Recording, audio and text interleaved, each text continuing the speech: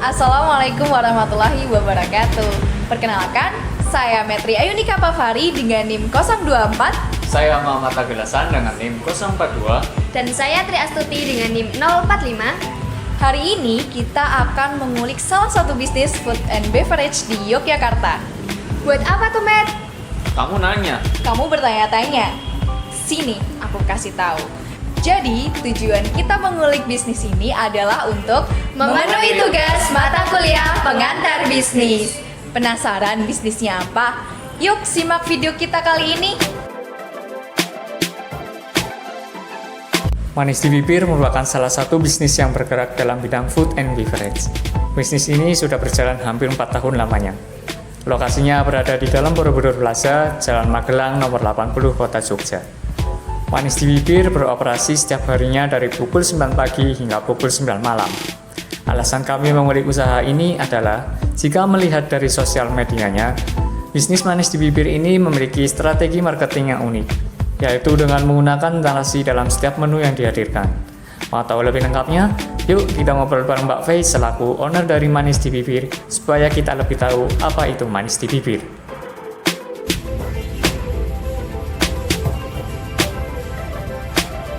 Dari Mbak Fei ini, perkenalan dulu latar belakangnya Mbak Fei itu siapa, terus gimana sih bisa merintis usaha roti manis di bibir ini? Oke.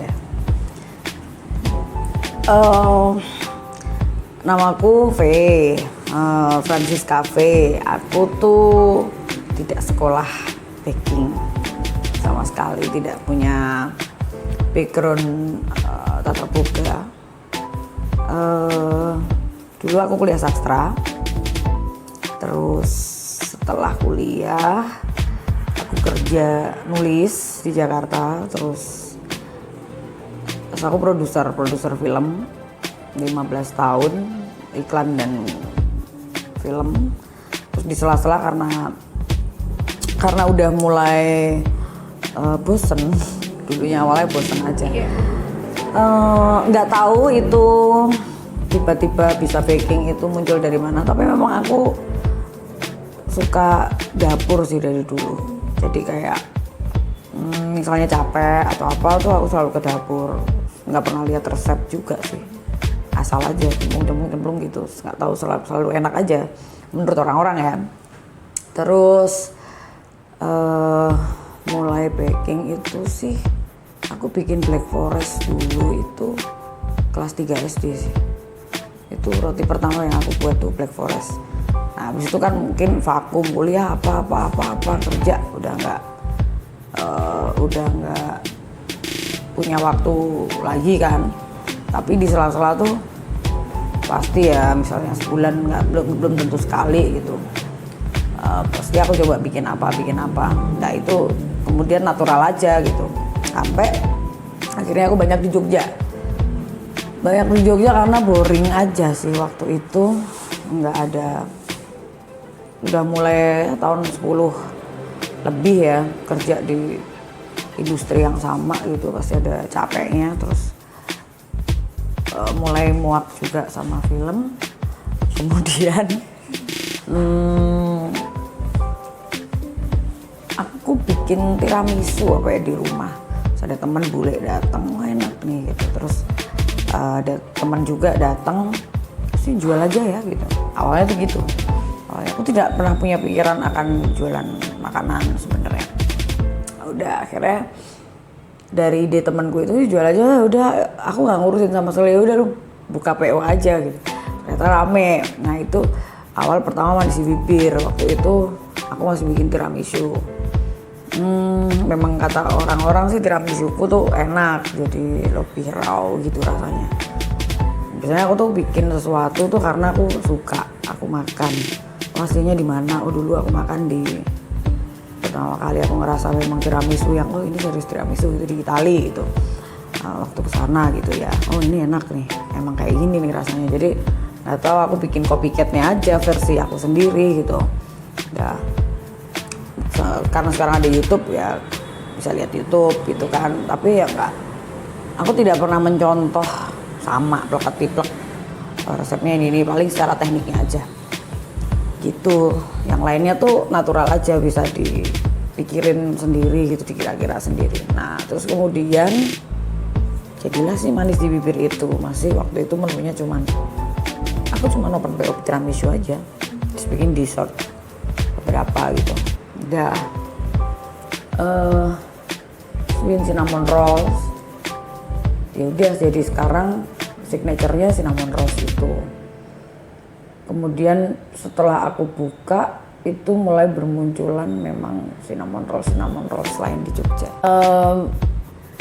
Cinnamon rolls itu kan bukan makanan lokal Indonesia sebenarnya kan.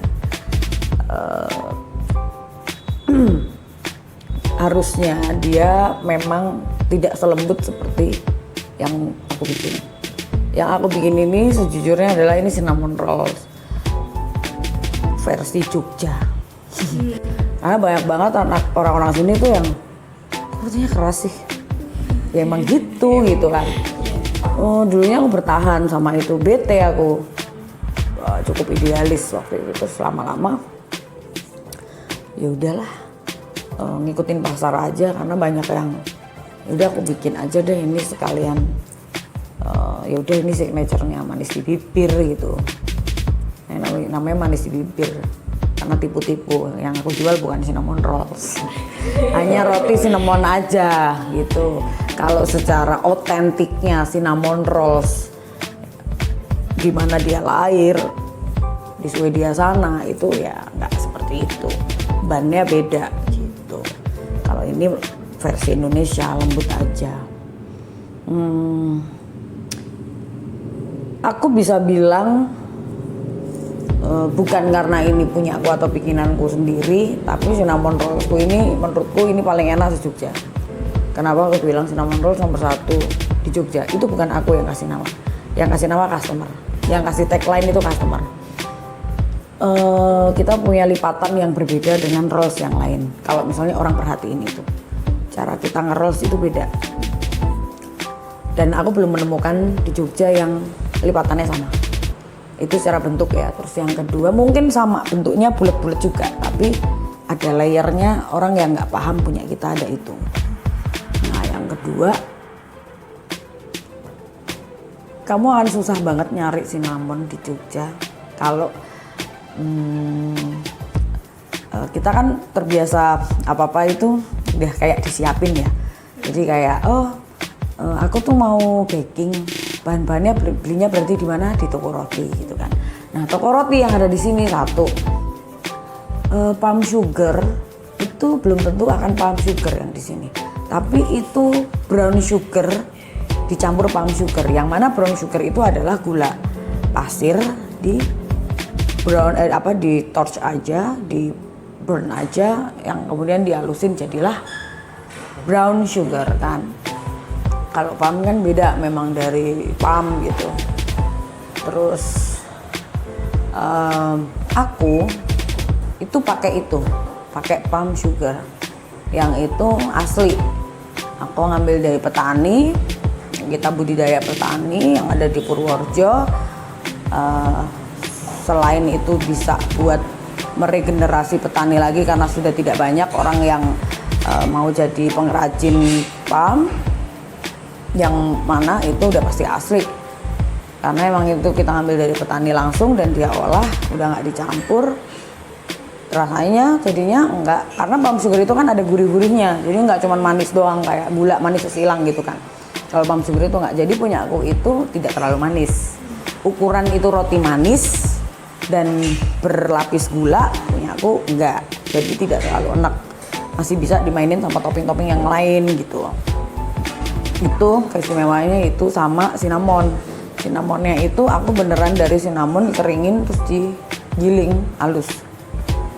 Kalau kamu beli di toko, beberapa toko sini yang terkenal, toko roti gitu, aku nggak bisa jamin itu cinnamon yang asli karena warnanya hitam, black, terus nggak ada baunya gitu. Itu sih. Nggak ada yang istimewa di strategi bisnisnya manis di bibir sebenarnya. Cuman kita satu konsisten sama kualitas aja. ini sudah 4 tahun kan, Manis di Bibir ini sudah hampir 4 tahun. Hampir 4 tahun, memang pasang surutnya luar biasa gitu. Baru buka setahun kena pandemi, tapi pandemi pertama itu justru rezeki buat kita karena ini habit orang baru untuk jajan online waktu itu karena nggak bisa kemana-mana. Jadi justru sebanyak itu orderanku. Nah disitulah kemudian MDB mulai meningkat followersnya. Sosial media memang nomor satu yang membuat kita bertahan sampai sekarang itu bisa dikenal orang itu karena sosial media sih. Terus memang Manis di Bibir itu ada uniknya adalah belum tentu kalian menemukan menu yang sama yang ada hari ini, belum tentu besok ada. Karena jadi ada hidden menu yang non reguler menu sebenarnya yang bisa jadi itu jadi gimmick bisnisku. Sebenarnya enggak, sebenarnya awalnya bukan gimmick bisnis tapi atau gimmick marketing. Tapi karena memang aku tuh suka iseng. Kalau aku lagi bete banget, aku pengen bikin sesuatu. Jadi itu yang aku narasiin. Jadi misalnya kayak kiss, hari ini ada kiss. Oh, aku bikin ini tuh kalau aku lagi bete banget nih gitu. Aku lagi bete-nya tuh bete kesel, marah, bukan yang sedih gitu. Aku bikin ini. Kemudian itu aku narasiin di stories Instagram kita gitu. Tadi kan menu itu kan nggak sebanyak bakery pada umumnya itu. Biasanya ada target produksi per hari, per pekan atau per bulan gitu? Per hari ada. Per hari? Per hari itu kita targetnya masing cinnamon roll sama pizza roll itu minimal 4 resep. 4 resep. Satu resep itu Satu resep itu berapa? jadi 50. Banyak ya? Banyak. 200 pieces satu menu. Tapi khusus untuk 2 itu. Kalau yang lainnya yang non reguler itu ya aku bikin seloyang kayak gitu. Slice kan. Gitu. Produksinya tiap pagi? Produksinya tiap ada 3 batch. Ada 3 batch. Jadi malam tutup itu bikin buat besok breakfast. Besok pagi itu bikin biasanya jam 11-12 gitu buat dikonsumsi customer jam segitu. Nanti kalau ngelihat masih banyak kita nggak produksi di batch ketiga, kalau kurang tanggung ya kita produksi di batch ketiga sore jam 3-an gitulah. Rata-rata tuh yang kerjaan malam ini sebelum tutup kan bikin nih buat yang besok pagi. Itu pagi tuh udah habis, nanti kayak jam 10-11 gitu udah roti baru lagi. Jadi kita emang selalu anget gitu rotinya.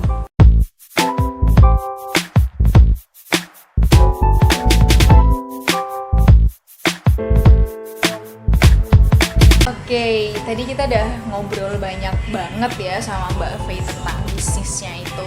Kira-kira nilai-nilai apa sih yang didapat dari seorang Mbak Faye ini, seorang pemilik bisnis Manis di Bibir dari Tri? Oke, mungkin kalau dari aku ya, bisnis itu bisa dimulai dari mana aja. Bisa dari keinginan tersendiri, bisa juga karena dari hobi ataupun coba-coba. Kunci untuk memulai bisnis adalah mulai aja dulu. Mulai dari apa yang kita miliki. Bener banget ya, contohnya kayak Mbak Faye tadi, owner dari bisnis Manis di Bibir. Beliau tuh memulai bisnis bermodalkan 1 oven kecil yang dimilikinya dan kemauan untuk mencoba berbagai resep roti sehingga menghasilkan formula resep buatan sendiri untuk bisnisnya.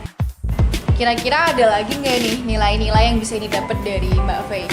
Kalau dari aku, untuk mempertahankan sebuah bisnis perlu adanya sebuah konsistensi. Konsisten dalam apa aja tuh?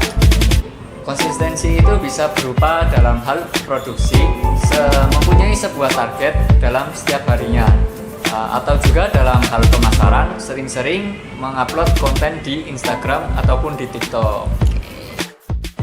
Saran untuk bisnis manis di bibir adalah menambah papan nama bertuliskan manis di bibir di pintu masuk Borobudur Plaza. Soalnya kita sebagai orang baru sempat bingung lokasi manis di bibir itu di mana. Karena tulisan yang terlihat adalah Sukarya Bersama, sedangkan Sukarya Bersama sendiri merupakan tagline bulanan dari manis di bibir. Kemudian untuk menu penjualan juga bisa ditambah. Misalnya menu mingguan yang paling favorit bisa dijadikan sebagai menu tetap agar lebih banyak pilihannya. Oke, sampai di sini dulu nih bincang-bincang kita hari ini. Cuci tangan sampai bersih. Cukup sekian dan terima kasih. Dadah!